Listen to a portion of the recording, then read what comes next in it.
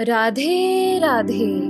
मेरा नाम है निकिता शर्मा और मेरे इस चैनल पर फिर से आने के लिए आपका बहुत बहुत धन्यवाद। अभी हाल ही में हमने श्रीमद् भागवत गीता की एक सीरीज का समापन किया है जिसे आप लोगों ने काफी प्यार दिया है। तो आज मैं वापस आई हूँ एक नई पॉडकास्ट सीरीज के साथ।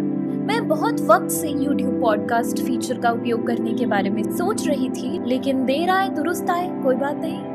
आज हमारे चैनल पर एक नई पॉडकास्ट सीरीज शुरू होने जा रही है, जिसे अगर आप ज्यादा से ज्यादा शेयर करेंगे और लाइक करेंगे तो मुझे मोटिवेशन मिलेगी आगे और अच्छी अच्छी कहानियां लाने की। तो इस पॉडकास्ट में हम क्या करेंगे, आपको मैं थोड़ा सा पहले बता देती हूँ। कुछ ऐसी कहानियां हैं, कुछ ऐसी सनातन धर्म से जुड़ी बातें हैं जो मैं आप लोगों के साथ बांटना चाहती हूँ, जिन्हें इस वक्त मैं वीडियो फॉर्मेट में नहीं बना सकती। इसीलिए इस पॉडकास्ट सीरीज के माध्यम से वो कथाएं शेयर करने का निर्णय किया है। तो शुरुआत करते हैं हमारे धर्म की संक्षिप्त पौराणिक कथाओं से। आज हम जानेंगे भगवान श्री कृष्ण की कुछ लीलाओं के बारे में, जिसे शायद आप में से काफी लोगों ने थोड़ा बहुत तो जरूर सुना होगा, लेकिन इसे आज थोड़ा विस्तार से जानेंगे। तो हमारी पहली कहानी है भगवान श्री कृष्ण के बारे में, जब कंस का अत्याचार बढ़ गया था।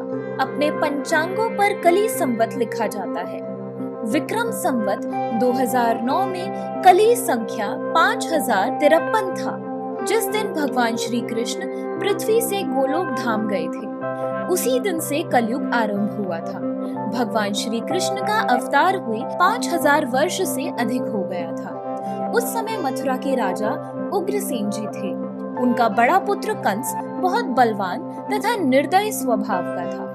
देश में जितने अन्यायी और अत्याचारी राजा थे, उसने उनसे मित्रता कर ली थी। बहुत से राक्षस उसके सेवक और सलाहकार हो गए थे। जो बुरे लोगों के संग में रहता था, वह बुरा हो जाता था। धर्मात्मा राजा उग्रसेन का पुत्र होने पर भी कंस अधर्मी और अन्यायी हो गया था। उग्रसेन जी के भाई का नाम था देवक। देवक जी की छोटी पुत्री देवकी का विवाह वासुदेव जी से हुआ। कंस अपनी चचेरी बहन देवकी से बहुत स्नेह करता था। जब विवाह हो जाने पर वासुदेव जी देवकी के साथ अपने घर रथ में बैठकर जाने लगे, तो अपनी छोटी बहन के प्रेम से कंस स्वयं ही उस रथ का सारथी बन गया। रास्ते में आकाशवाणी सुनाई पड़ी, मूर्ख कंस, तू जिसे रथ में बैठा कर लिए जा रहा है, उसी के 8वें गर्भ से उत्पन्न पुत्र तुझे मारेगा।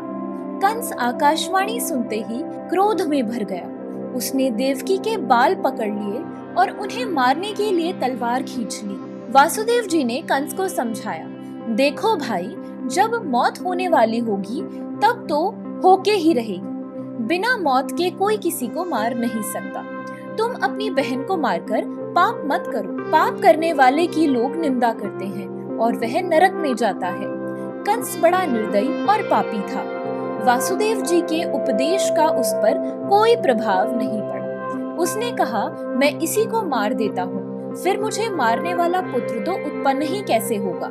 वासुदेव जी ने देखा कि कंस समझाने से नहीं मानता, तो वे बोले, तुम्हारी इस बहन ने तो कोई अपराध नहीं किया है और इससे तुम्हें कोई डर नहीं है। तुम्हें डर तो इसके लड़कों से है, सो इसकी जो भी संतान होगी उसे मैं तुम्हारे पास पहुंचा दिया करूंगा। कंस ने वासुदेव जी की बात मान ली। वह घर लौट आया। समय पर जब देवकी जी के पहला पुत्र हुआ, तो वासुदेव जी जन्मते ही उस बालक को कंस के पास ले गए। अपने पुत्र को किसी निर्दय पापी व्यक्ति के पास मारने के लिए अपने ही हाथों पहुंचा देना कितने दुख की बात है। लेकिन अपने वचन की रक्षा के लिए वासुदेव जी ने ऐसा दुख भी उठाया।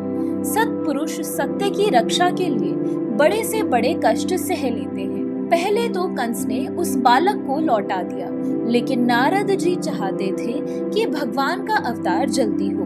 जब दुष्ट लोग पाप करते हैं और भगवान के भक्तों को कष्ट देते हैं, तभी भगवान अवतार लेते हैं। इसीलिए नारद जी ने एक गोल घेरे पर 8 लकीरें खींचकर कंस को गिनने के लिए कहा। कंस जहाँ से गिनता, उसी के पास की लकीर 8वीं हो जाती। इससे कंस को भ्रम हो गया कि इस प्रकार तो देवकी का प्रत्येक पुत्र 8वां कहा जा सकता है। वह स्वयं वासुदेव जी के घर गया और देवकी जी के पुत्र को छीनकर पत्थर पर पटककर उसने मार डाला। वासुदेव देवकी कहीं भाग न जाए, इस डर से उनको उसने कारागार में डाल दिया। कंस ने बलपूर्वक अपने पिता उग्रसेन जी को भी कारागार में डाल दिया। पिता को कैद करके वह दुष्ट अपने आप राजा बन गया। देवकी के जो भी पुत्र हुआ उसे वह पत्थर पर पटककर मार दिया करता था। इस प्रकार उसने देवकी के 6 पुत्र जन्मते ही मार डाले। और आगे की कहानी तो आप सबको पता ही है। दूसरा वाक्य है भगवान श्री कृष्ण का अवतरित होना और गोकुल जाना। श्री वसुदेव जी के और भी कई पत्नियां थीं। कंस के भय से मथुरा छोड़कर वे दूसरे स्थानों पर चली गई थीं। श्री वसुदेव जी के मित्र थे श्री नंद जी। वे गोपों के राजा थे और मथुरा के सामने यमुना जी के दूसरे किनारे गोलोक में रहते थे।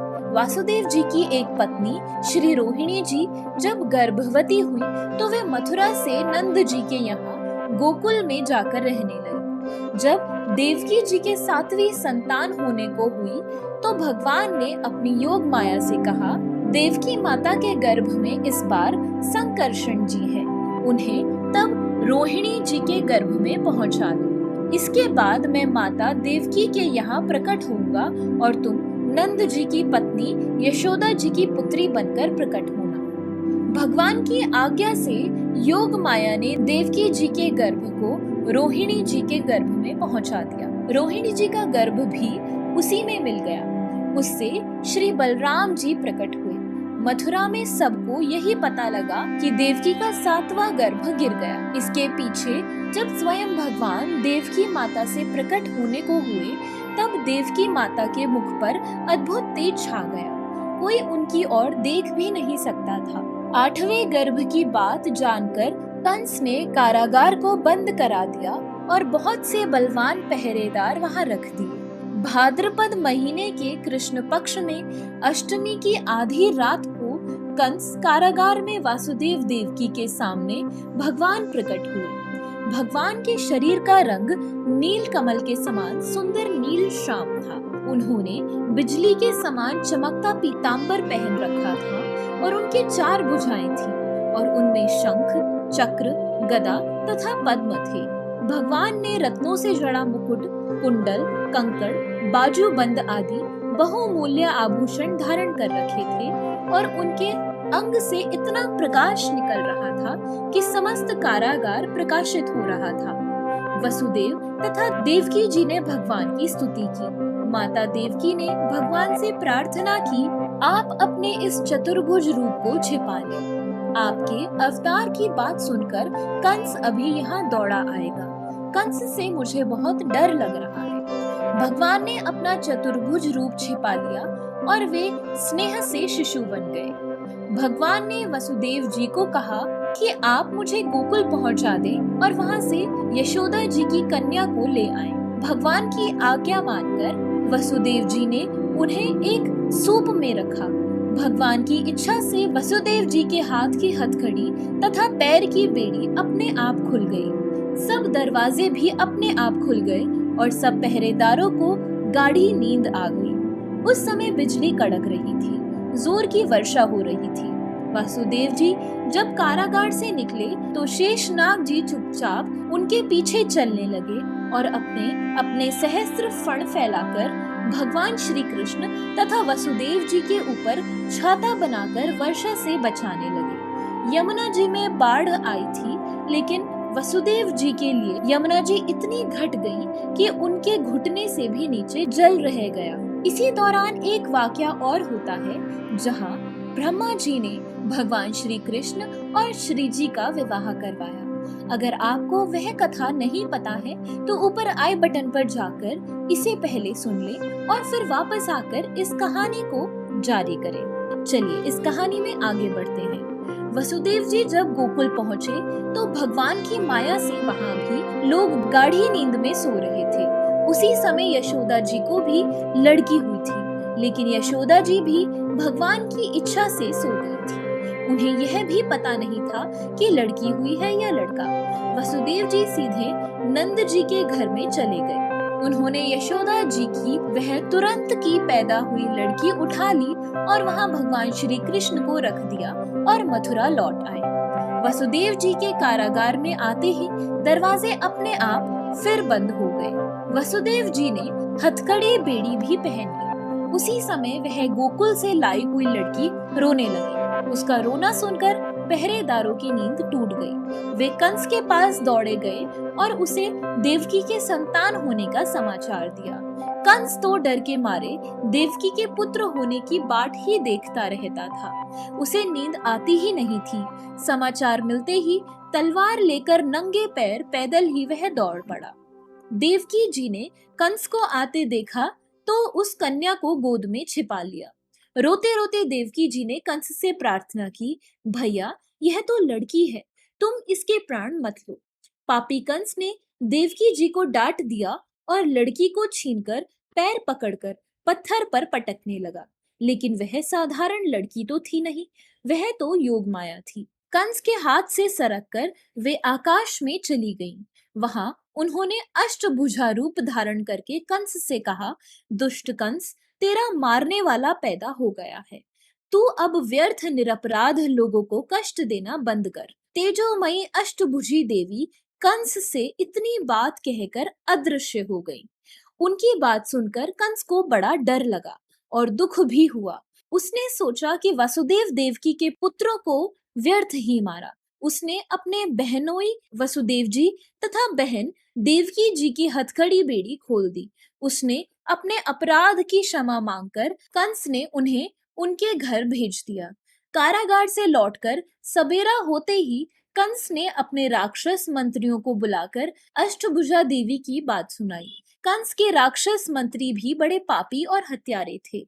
उन्होंने कंस को सलाह दी कि इधर 10-15 दिनों में जितने बच्चे उत्पन्न हुए हों वे सब मार डाले जाएं। कंस ने पूतना, शकटासुर, व्योमासुर आदि राक्षसों को घूम घूम कर शिशुओं को मारने की आज्ञा दे दी। भगवान कृष्ण की लीलाओं के ये वृत्तांत थे। गीता प्रेस गोरखपुर की छपी एक किताब भगवान श्री कृष्ण से। अगर आप भगवान के जीवन से जुड़े ऐसे ही वृत्तांत सुनना चाहते हैं तो इस पॉडकास्ट को अपने परिवारजनों और मित्रगणों के साथ ज्यादा से ज्यादा शेयर करें ताकि हम इसी तरह इस पॉडकास्ट की सीरीज को जारी रख सकें। तो अब मिलते हैं अगले पॉडकास्ट के साथ। तब तक के लिए राधे राधे।